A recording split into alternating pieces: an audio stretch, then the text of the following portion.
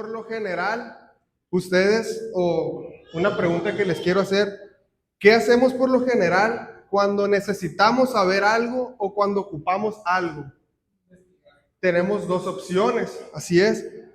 Si tú crees en tus capacidades o en tus habilidades personales, lo más lógico es que investigues y te aferres hasta que logras tu cometido.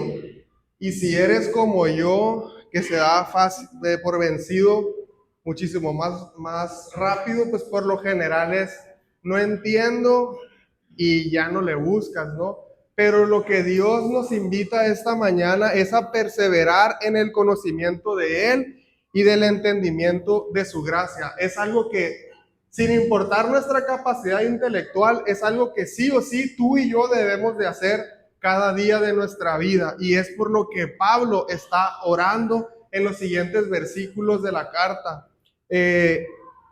Antes de comenzar, me gustaría compartirles un poquito de cómo va a estar el bosquejo de esta enseñanza. Como punto número 1, veremos cuáles son las dos cosas que caracterizan a la iglesia verdadera.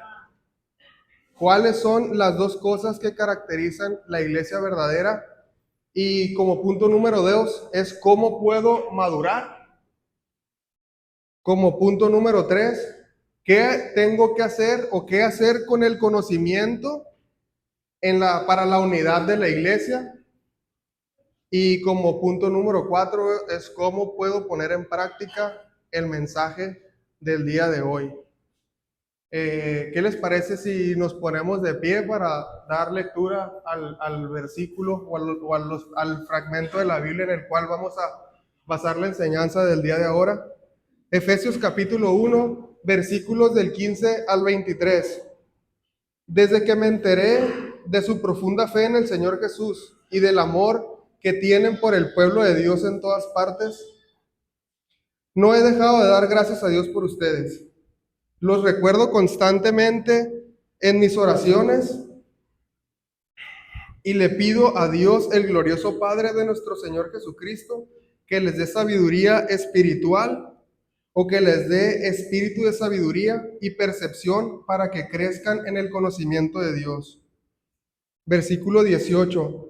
Pido que les inunde el corazón para que puedan entender la esperanza segura que Él ha dado a los que llamó, es decir, su pueblo santo, quienes son su rica y gloriosa herencia.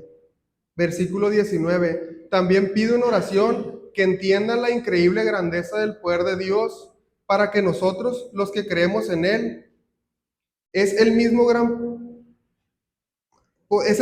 poder que levantó a Cristo de los muertos y lo sentó en el lugar de honor a la derecha de Dios en lugares celestiales. Ahora Cristo está muy por encima de todo eso, sea gobernantes o autoridades o poderes o dominios o cualquier otra cosa, no solo en este mundo, sino también en el mundo que vendrá. Dios ha puesto todo bajo la autoridad de Cristo, a quien hizo cabeza de todas las cosas para el beneficio de la iglesia. Y versículo 23.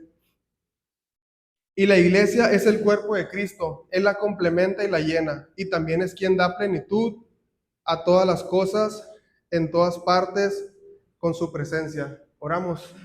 Dios, gracias, Padre, por esta mañana, Señor. Gracias por permitirnos estar aquí reunidos, Señor, como el cuerpo de Cristo, Padre, como tu iglesia, Señor. Yo te pido, Dios, en el nombre de Jesús, que sea tu Espíritu Santo, Padre, el que esta mañana haga lo que mis palabras no pueden hacer, Señor. Confrontarnos y convencernos de pecado, Señor, y volvernos al arrepentimiento, Señor. Yo te pido, Dios, en el nombre de Jesús, que tu palabra afecte a nuestros corazones de manera positiva, Señor, y que seas tú, Señor, el que habla, Señor, a través de mí, Señor. Yo te pido, Dios, que quites toda idea de hombre, Señor, y que agregues revelación para cada uno de nosotros por parte de tu Espíritu Santo, Señor, y puedas iluminar nuestros ojos espirituales, Padre, y que este mensaje, Señor, afecte de manera positiva nuestro inicio de semana, Señor. Ponemos este tiempo en tus manos, en el glorioso nombre de tu Hijo Jesús. Amén. Listo, ahora sí pues podemos tomar asiento. Y antes de comenzar a adentrarnos al tema, me gustaría que hiciéramos un breve repaso de lo que hemos visto los domingos anteriores. ¿Alguien se acuerda lo que se vio el primer domingo? no ocupas responderme, solamente levanta la mano. Y para las personas que no estuvieron el primer domingo o que no tuvieron la oportunidad de verlo en línea, pues para eso vamos a hacer un breve repaso a manera de introducción, sin indagar mucho en cada, pues en cada punto o en cada tema. ¿Ok? Entonces comienza la carta a los Efesios escrita por Pablo. Ya sabemos que Pablo estaba encarcelado cuando escribió esta carta. Ya sabemos para quién iba esta carta. ¿Para quién iba esta carta? Para el pueblo santo que estaba en Éfeso, ¿verdad? ¿Y quién es el pueblo santo? La iglesia, ¿verdad? Es el grupo de creyentes, ¿no? Que forman parte del cuerpo de Cristo. Entonces empieza la carta con el clásico saludo de Pablo. Yo, Pablo, elegido por voluntad de Dios para ser apóstol de Cristo Jesús, escribo esta carta al pueblo santo de Dios en Éfeso, fieles seguidores de Jesucristo. Pablo, del versículo 1 al versículo 6, nos habla de las bendiciones de Dios para su pueblo. ¿Quién es pueblo de Dios? Levanta la mano, que aquí quién es el pueblo de Dios. Nosotros los que estamos aquí formamos parte del pueblo de Dios. Entonces, como pueblo de Dios, Pablo nos dice que tenemos bendiciones. Nos recuerda que ya no hay distinción de razas, ni hay distinción de pueblos, porque en Cristo hay unidad y todos somos un solo pueblo y un solo cuerpo. Ya no hay judíos y ya no hay gentiles, ya no hay esclavos, ahora todos somos libres por el amor que Dios ha depositado en nosotros a través de la vida de Cristo. También habla un poquito de la predestinación. ¿Alguien se acuerda qué es la predestinación? Bueno, la predestinación es la idea de que Dios nos amó y nos eligió a cada uno de los que estamos aquí en Cristo, incluso desde antes de haber hecho el mundo, para que fuéramos santos y sin mancha delante de Él. ¿Alguien se acuerda qué significa la palabra santidad o qué significa la palabra santo? Apartados para Dios. Entonces, Dios nos eligió a cada uno de los que estamos aquí. Nos dio la capacidad de creer que Jesús es el Hijo de Dios, que murió por el perdón de nuestros pecados, para que fuéramos limpios, santos y sin mancha delante de Él. Luego llegamos al versículo número 7. Dios es tan rico en gracia y en bondad que compró nuestra libertad con la sangre de su Hijo y perdonó nuestros pecados. Recordemos que la justicia de Dios se nos ha sido revelada y todos los que estamos aquí somos acreedores al castigo eterno y somos acreedores al juicio de Dios por el pecado que habita en nuestros corazones. Todos estamos apartados de la gloria de Dios, todos estamos destituidos de la gloria de Dios porque el pecado abunda en nosotros. Pero el perdón también es para todos, ya que Dios no hace distinción de personas, sin importar nuestro pasado, sin importar nuestra multitud de faltas, sin importar nuestra multitud de errores, sin importar las veces que te hayas equivocado. Todo el que cree que Jesús es el Hijo de Dios y lo reconoce como su Señor y su Salvador, es justificado gratuitamente por los méritos de Cristo. Entonces, por la gracia de Dios, hemos sido justificados, es decir, hemos sido perdonados por el puro afecto de su voluntad, por su gracia, porque no hay nada bueno en nosotros que podamos hacer para merecer el perdón. Simplemente, si creemos esto, el amor de Dios es más grande que cualquier multitud de pecados, que cualquier multitud de faltas, es más grande que cualquier pecado que tú y yo podamos haber cometido en el pasado. El amor de Dios es muchísimo más grande y nos perdona. Entonces, como punto inciso B, nuestra condición ahora en Cristo, dice Pablo a los Efesios, ya no es más la de un pecador, sino la de un hijo de Dios. Todo esto se logra porque Dios es rico en gracia y es rico en misericordia, y por el puro afecto de su voluntad nos compró a precio de sangre. Luego llegamos a los versículos número 9 y número 10. Ahora Dios nos ha dado a conocer su misteriosa voluntad respecto a Cristo, dice Pablo, la cual es llevar a cabo su buen plan. Y el plan es el siguiente: a su debido tiempo, Dios reunirá todas las cosas y las pondrá bajo autoridad de Cristo, todas las cosas que están en el cielo y también las que están en la tierra. Además de su gracia, Dios nos ha dado sabiduría y entendimiento a ti y a mí para comprender su voluntad. Cuando leemos en el texto misteriosa voluntad, Pablo no hace referencia a algo místico o algo de otro mundo, sino a algo que se nos ha revelado por gracia únicamente a los hijos de Dios. Lo que antes no podíamos ver, ahora en Cristo lo podemos ver. Lo que antes no podíamos creer, ahora en Cristo Dios nos ha permitido creer. Ese es el misterio que se nos ha revelado a los hijos de Dios. Lo que antes, por nuestra multitud de faltas y de pecados, no podíamos entender, hoy en Cristo Dios nos ha permitido creer. Antes la voluntad de Dios era ajena a nosotros, porque no nos interesaba, porque no creíamos, porque era necedad para nosotros, pero ahora en Cristo Dios nos ha quitado la venda de los ojos y nos ha permitido ver.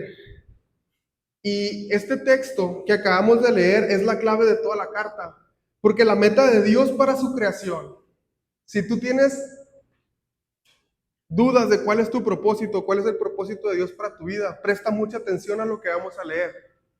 Porque el propósito de Dios para la vida de cada uno de los que estamos aquí es el mismo. Cada quien es influencia o cada quien está, Dios lo ha puesto en diferentes circunstancias, en diferentes contextos, en diferentes lugares, pero tu propósito y el mío es el mismo. Bueno, el término que se utiliza para expresar esta idea es resumir o recapitular, unir todo bajo la cabeza, siendo que cabeza en el lenguaje bíblico se usa para referirse a una autoridad, a un líder. Esta expresión que acabamos de leer, su idea es de unir bajo el mando de Cristo todas las cosas. Esa es la voluntad de Dios, que todos formemos un solo cuerpo, que todos los elementos dañados en este mundo sean restituidos y sean sanados en todo bajo cabeza de Cristo, Cristo reinando por encima de toda la creación. Que todas las cosas se unan bajo el señorío de Cristo, o también que Cristo es el punto de reintegración donde toda la creación encuentra su armonía. Bueno, en resumen, para adentrarnos ahora sí al tema, las bendiciones de Dios para su pueblo es lo que acabamos de ver en los versículos anteriores y en los capítulos anteriores. Vimos la unidad de Cristo. Todo creyente forma parte de un cuerpo, eliminando barreras étnicas y sociales. La predestinación, también vimos la predestinación, y es la idea de que Dios amó y eligió a los creyentes en Cristo antes de la creación con el propósito de ser santos y sin mancha delante de Él.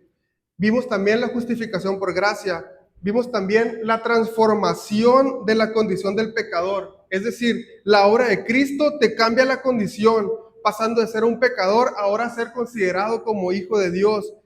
Todo esto se logra a precio de sangre, alguien tenía que morir, pero tenía que morir y tenía que derramar sangre para que todo esto se llevara a cabo. Se menciona que esta transformación y justificación son posibles porque Dios en su rica gracia compró la libertad tuya y mía mediante la sangre de su Hijo.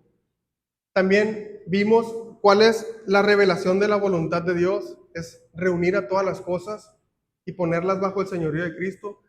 Y esa es tarea de la iglesia, contribuir al plan de Dios. Esa es tarea tuya como cristiano individual y como miembro de una iglesia local y como miembro de la iglesia universal. Ese es tu propósito, compartir y predicar el evangelio estés en donde estés. Ese es tu llamado. ¿Cómo? Dios te lo va a revelar, pero el qué es ese para todos. Ahora sí, para entrar en materia, el tema de ahora es sabiduría y entendimiento. ¿Cómo podemos ligar todas las bendiciones y todo lo que Dios nos ha dado a través de la vida de Cristo? ¿Cómo se liga con los versículos que leímos anteriormente, que son los versículos del 15 al 23? ¿Por qué llegamos a la oración de Pablo para la iglesia? Por lo general, ¿qué es lo que estás orando cuando estás a solas? Por lo general hacemos una lista de peticiones como si Dios fuera pues algo, nuestra provisión ilimitada, o sea, sí es verdad, pero no es toda la verdad. Por lo general siempre estamos orando por mí, por mí, por mí, por mí, por mí, por lo que yo, por lo que yo, por lo que yo quiero, por lo que yo deseo, por lo que yo anhelo, por más dinero, por una casa más grande, por un carro mejor, pero no estamos orando de la manera que Pablo estaba orando en la iglesia. La sabiduría y el entendimiento espiritual puede compararse con un sistema de GPS que nos va guiando en el caminar.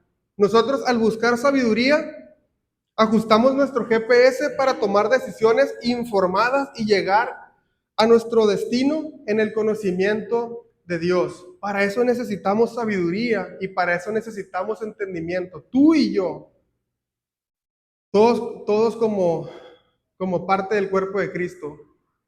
Y es lo que estaba orando Pablo en esta carta. Estaba orando por sabiduría, estaba orando por conocimiento, pero también estaba dando gracias por la fe de los creyentes. Si tus oraciones no se parecen a las oraciones de Pablo, algo anda mal en nuestro crecimiento o nuestra madurez espiritual. No quiere decir que nunca vayas a madurar, ¿no? Quiere decir que hay un foco rojo o hay una bandera o hay un puntito, hay algo que hay que atender, hay que prestar atención. Y ahorita vamos a ver cómo lo podemos hacer.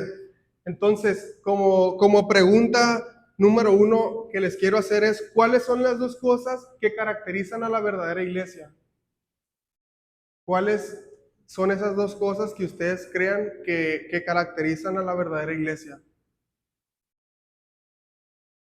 Podemos encontrar la respuesta en Efesios 1, versículo 15. Dice Pablo, desde que me enteré de su profunda fe en el Señor Jesús y del amor que tienen por el pueblo de Dios en todas partes. La verdadera iglesia se caracteriza por un doble amor. Por amor a Cristo, pero también amor a sus semejantes. La motivación de Pablo para dar gracias a Dios por estos creyentes era su fe en Jesús y su amor por todos los santos. ¿Quieres saber si formas parte de una verdadera iglesia? Pues cuestiónate de qué manera estás amando a Dios y qué manera estás amando a tus semejantes. De esa manera en la que respondas esa pregunta es como estás contribuyendo a la sanidad de tu iglesia. ¿Se entiende la idea más o menos? Ok, entonces, como verdadero creyente, ¿contribuyes a la madurez de tu iglesia? ¿De qué manera manifiestas tu fe? ¿Cuál es tu esperanza? ¿Cómo es tu amor y tu relación con Dios? ¿Cómo es tu amor y tu relación para los demás creyentes? ¿Pudieras responder, y sin temor a equivocarme, que eres fiel y que nunca fallas con tu relación con Dios? Pero déjame decirte algo, los fariseos también daban muestra de cierta lealtad a Dios, que les hacía despreciar a todos los que ellos consideraban menos leales a Dios que ellos. Entonces, un amor sin el otro amor, no hay una relación. No puedes amar a Dios con todo tu corazón, o no puedes decir que amas a Dios, o no puedes decir que eres fiel a Dios si no amas a tu prójimo, si no amas a los demás, si no demuestras ese amor en tu casa, si no demuestras ese amor en tu oficina, si no demuestras ese amor en tu trabajo. La madurez espiritual de una iglesia y de un cristiano se mide por el amor que la persona o el creyente le tiene a Dios, pero también le tiene a sus semejantes. El verdadero cristiano ama a Cristo y ama a sus semejantes y sabe que no puede mostrarle su amor a Cristo de ninguna otra manera que mostrándoselo también a sus semejantes. Por más pura que tú creas que sea tu teología, por más sana que tú creas que sea tu doctrina, por más Biblia que tú creas que sepas, no estás contribuyendo de la manera correcta a tu madurez espiritual, ni a la madurez espiritual de tu iglesia, a menos de que te caracterices por tu amor a tus semejantes. No puedes venir aquí a decirme a mí que eres un verdadero creyente si no amas a tu esposa como Cristo amó a la iglesia. No puedes venirme a decir aquí que tú eres un verdadero creyente o que conoces o que has experimentado el amor de Dios si no predicas con el amor en tu casa, en tu oficina, en tu trabajo, con tus amigos, con tus hermanos o donde quiera que estés? Es imposible, no existe. La pregunta aquí es, ¿cómo puedo entonces yo madurar? ¿Cómo puedo contribuir a mi madurez espiritual, pero también a la madurez espiritual, a la iglesia en donde Dios me ha plantado? Podemos ir a los versículos 16 al 20. Dice Pablo, no he dejado de dar gracias a Dios por ustedes y los recuerdo constantemente en mis oraciones, pero le pido a Dios, el glorioso Padre de nuestro Señor Jesucristo, que les dé sabiduría espiritual o que les dé el espíritu de sabiduría y percepción para que crezcan en el conocimiento de Dios. Versículo 18. Pido también que les inunde de luz el corazón para que puedan entender la esperanza segura que Él nos ha dado a los que nos llamó, es decir, su pueblo santo, quienes son su rica y gloriosa herencia. Versículo 19. También pido en oración que entiendan la increíble grandeza del poder de Dios para nosotros los que creemos en Él. Es el mismo gran poder que levantó a Cristo de los muertos y lo sentó en lugar de honor a la derecha de Dios en lugares celestiales. ¿No sabes qué orar? Aquí te presento 4 puntos de los que puedes estar orando de aquí en adelante. Por ti y por los demás. Ahorita los vamos a desglosar un poquito. La fe genuina en el Señor se traduce por obras a los demás. Acuérdense que no somos salvos ni justificados por obras. Pero la manera en la que yo sé que he creído correctamente se ve reflejada en mis obras por los demás. La manera en la que yo sé que tú has creído correctamente se ve reflejada en tus obras por los demás. Entonces, como decía Agustín cuando estaba orando, que no importa las circunstancias, no importa si tengo ganas o no, no importa si estoy pasando por enfermedad, no importa si estoy triste, no importa si no tengo ganas de servir en la iglesia, pero mi amor y mi fe es la que traduce en las obras a los demás, que es la que nos hace ser como un árbol plantado a la orilla de un agua que echa raíces de manera automática, porque está bien cimentada en la palabra y está bien cimentada su fe en el amor de Dios. Es una persona, es un cristiano que ha creído correctamente, que sin importar las circunstancias en las que se encuentre sumergido, no deja de dar fruto.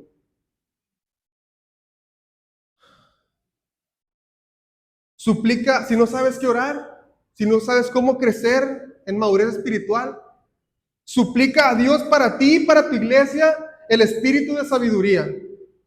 Es la oración que hace Pablo, que Dios le dé a la iglesia y que la iglesia sea conducida a mayores y mayores profundidades en el conocimiento de las verdades eternas de Dios. Si no sabes qué orar, suplica a Dios para ti y para tu iglesia un conocimiento más pleno de Dios. ¿Qué es lo primero y lo más importante que debemos hacer para vivir realmente una vida cristiana? ¿Alguien sabe? Lo primero y principal es conocer más de Dios cada día. Tu crecimiento en el conocimiento y en la gracia de Dios es esencial para tu vida cristiana. Del mismo modo que un agricultor experimentado comprende que su aprendizaje nunca termina, que su aprendizaje no termina cuando obtiene un título o cuando compra tierras o cuando tiene tierras a las que ir a trabajar. La agricultura es un campo en constante evolución que va incrementando las tecnologías, hay diferentes métodos de cultivo, hay desafíos ambientales. Y para seguir siendo eficiente y productivo, el agricultor debe estar al tanto de las últimas innovaciones, estudiar nuevas prácticas agrícolas y adaptarse continuamente a un entorno agrícola en cambio constante. El agricultor sabe que su éxito depende de estar en sintonía con las últimas tendencias y en conocimiento en el ámbito, en el ámbito agrícola. De manera similar, la vida cristiana refleja esta verdad. Si no cultivamos adecuadamente, si no cultivas adecuadamente tu relación con Dios y permites que tu relación con Dios sea superficial y basada en tu conveniencia, con el tiempo se va a derrumbar ese castillo de naipes que has venido armando hasta este momento. Es crucial emular la actitud de Pablo al preocuparnos y orar fervientemente por un mayor entendimiento en cuanto a la palabra de Dios, sus planes, su amor y su obra en nuestras vidas y para los demás. Es otro punto que debemos de estar orando para crecer en sabiduría y en madurez espiritual. Tus oraciones se parecen un poco a lo que hemos estado viendo, las mías todavía no. Yo creo que voy al punto número 1 apenas. Ahora como punto número 3, suplica a Dios para ti, para tu iglesia, una nueva conciencia de la esperanza cristiana. Suplica a Dios para ti, para tu iglesia, que Dios te permita entender la esperanza que tú y yo tenemos como hijos de Dios. Es casi una característica de la edad en la época que estamos viviendo, que es una época de desesperación. Una persona que se llama Tomás Hardy escribía: algunas veces pienso que los mundos son como las manzanas de un árbol enfermo. Algunas tienen un aspecto estupendo y otros manzanas dan pena. Y entonces llega la siguiente pregunta: ¿en qué clase de mundo vivimos? ¿En un mundo espléndido o en un mundo irremisiblemente malo? La respuesta es: vivimos en un mundo que da pena, en un mundo que da asco. Vivimos en un mundo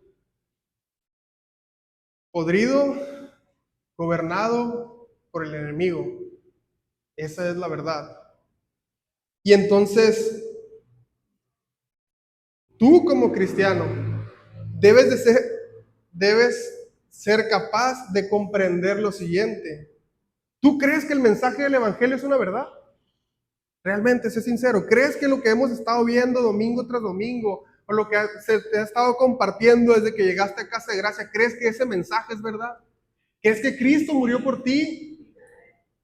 ¿Crees que Cristo y que Dios ya perdonó tus pecados? ¿Crees que eres un hijo de Dios? ¿Realmente crees esa verdad? Entonces, si tú crees esa verdad, debes saber que el mundo no va en camino a la destrucción, sino que va en camino a su consumación. Es decir, esa es nuestra esperanza, que todas las cosas están siendo reunidas en Cristo como autoridad y que un día llegará a su máximo esplendor. Ese es el propósito divino que se nos ha revelado, que no hay día que pase en vano, que no hay cosa que Dios no tenga, que no hay situación que esté pasando por la que tú y yo estemos pasando, que Dios no la tenga bajo control. Y todo eso lo está tomando para llevar a cabo su plan de reunir todas las cosas en Cristo. Pero comienza aquí y ahora. No es algo, no es una idea eterna de en el futuro, es algo presencial, es algo presente. Todo lo que estamos viviendo aquí y ahora, como hijos de Dios, vamos caminando hacia un mejor futuro, hacia una nueva esperanza. Entonces, como punto número 4, suplica a Dios y para tu iglesia una nueva conciencia del poder de Dios. Entonces, está muy bonito saber cuál es nuestra esperanza, pero muchas veces caemos en la tentación de dudar porque realmente no conocemos el poder de Dios. Entonces, es necesario que tú como hijo de Dios conozcas cuál es el poder de Dios, quién es tu Dios, quién es el Dios verdadero. La prueba suprema de ese poder es la resurrección de Cristo. Fue la demostración de que el propósito de Dios no se puede detener por ninguna acción humana. En un mundo que parece caótico, es bueno darse cuenta que Dios sigue en control. Ahora, como punto número 3, ¿qué puedo hacer yo con este conocimiento y cómo puedo contribuir yo en la unidad de la iglesia? ¿Qué puedo hacer yo con este conocimiento que vamos a empezar a orar, que voy a empezar a orar como Pablo, por mí y por mi iglesia? ¿Para qué necesitamos este conocimiento espiritual? Leemos Efesios 1, versículos del 21 al 22. Ahora, Cristo está muy por encima de todo, sean gobernantes, autoridades o poderes o dominios o cualquier otra cosa. No solo en este mundo, sino también en el mundo que vendrá.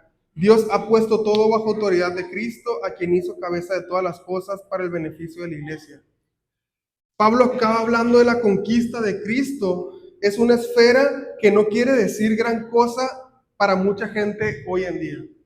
Todo esto que estamos viendo para muchas personas No quiere decir gran cosa, sí, pues está muy padre que vayas a la iglesia, está muy padre que vayas y te sientas bien, está muy padre que te digan que tus pecados han sido perdonados, pero es algo que conocemos superficialmente. Debemos de adentrarnos a todas las promesas de Dios, debemos de adentrarnos en el conocimiento de quién es Dios, cuál es el poder de Dios, cuál es nuestra esperanza. Debemos de sumergirnos en la palabra de Dios, debemos de sumergirnos en nuestra relación con Dios.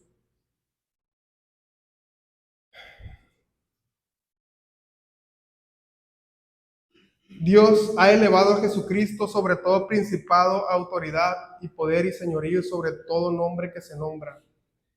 En los días de Pablo se creía sin la menor duda tanto en los demonios como en los ángeles, y estas palabras que usa Pablo son los títulos de diferentes grados de ángeles. Está diciendo que no hay ningún ser en el cielo ni en la tierra al que Jesucristo no sea superior. Esto quiere decir que no hay problema por el que tú y yo podamos estar atravesando, que Dios no tenga en control o que no sea más grande que Dios. Hace mucho en una de las predicaciones preguntaba, ¿tú crees que Dios va a darte una prueba más grande de la que tú puedas soportar? ¿Tú crees que Dios te va a dar una prueba más grande de la que tú puedas soportar? Yo digo que sí. Te da una prueba no, la prueba Jesús es más grande que cualquier prueba, pero nosotros no, cualquier cosa nos tumba, cualquier cosa nos derriba. No nos podrá dar una tentación más grande de la que nosotros podamos soportar, pero una prueba más grande de la que tú y yo podamos soportar, claro que sí. Pero no nos dará una prueba que sea más grande que su amor, y no nos va a dar una prueba que sea más grande del poderío de Cristo. Porque es el amor de Él el que nos sostiene en el dolor, en la aflicción, en la tristeza, en la angustia, en la ansiedad, en la enfermedad, en la muerte. No hay nada más grande que el amor de Dios, no hay nada más grande o no hay nada más por encima de Jesucristo. Jesucristo está por encima de todas las cosas y Él es el que nos sostiene. Y si no lo tenemos a Él en nuestra vida, ¿qué nos espera? Necesitamos un Salvador, necesitamos creer correctamente.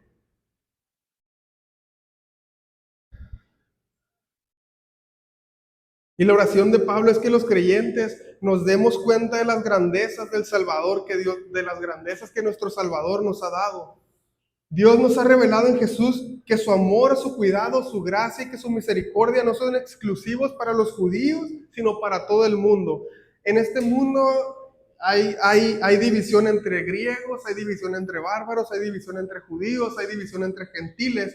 Por todo el mundo hay tensión, hay lucha, hay guerra, hay división, pero Jesús vino al mundo para borrar esas divisiones. El propósito de Dios por medio del Evangelio que tú y yo hemos creído es que a través de Cristo todos los elementos que están en guerra en este mundo sean unidos en Él, en Cristo Jesús.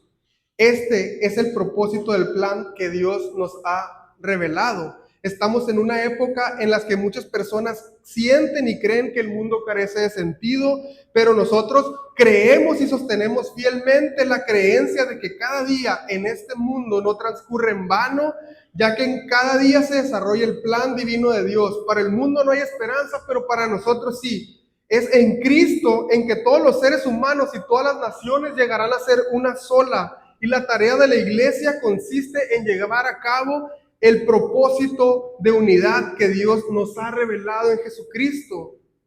Antes de que todo esto suceda, el mundo tiene que conocer a Jesús. Y amados hermanos, esa es tu tarea. Esa es la tarea de la iglesia, dar a conocer el amor de Jesús. Quiero que pienses y que te imagines que estás en un bosque y que encuentras un faro que emite una luz brillante que te puede ayudar a orientarte. Este faro representa la verdad y la guía en medio de la oscuridad del bosque. La luz del faro está disponible para todos los que se encuentran en ese bosque, pero para que sea efectiva necesitas compartir esa luz con otros. Tu tarea es llevar esa luz a aquellos que están perdidos en la oscuridad. para que también encuentren el camino hacia la seguridad y la verdad. Y así como el faro ilumina el camino en el bosque, la iglesia actúa como un faro espiritual, compartiendo la luz de la verdad y la esperanza con aquellos que buscan dirección en medio de la confusión del mundo. Esa es tu tarea, compartir con otros la luz verdadera, compartir con otros la muerte y la resurrección de Jesús por el perdón de pecados. ¿Lo estás haciendo? Es una pregunta. ¿Lo estás haciendo? ¿Estás haciendo bien tu tarea? ¿Estamos haciendo bien la tarea? ¿Cómo podemos aplicar lo que hemos visto? Para poder aplicarlo, es necesario creer y madurar en el amor y en la gracia de Dios para contribuir de la mejor manera en la obra de Cristo. Cultiva una actitud de gratitud por las bendiciones espirituales que tienes en Cristo y agradece diariamente por tu fe, el amor de Dios y la seguridad de tu herencia en Él. Dedica tiempo para buscar sabiduría espiritual y conocimiento de Dios a través de la oración y de la meditación de la palabra, el estudio de las Escrituras. Busca comprender profundamente la voluntad de Dios para tu vida. Ya sabemos cuál es la voluntad de Dios para nuestra vida, pero procura entender y comprender cómo es que vas a llevar a cabo ese plan. No estás solo. Tienes al Espíritu Santo de Dios que te puede revelar. Cada persona tiene una característica diferente, tiene una creatividad dada por Dios diferente, pero el propósito y el plan es el mismo. El qué es el mismo, el cómo es tu tarea averiguarlo. Reconoce y vive en la realidad de la autoridad de Cristo por sobre todas las cosas. Esto incluye confiar en su soberanía en cada área de tu vida. Encuentra consuelo y seguridad en su señorío.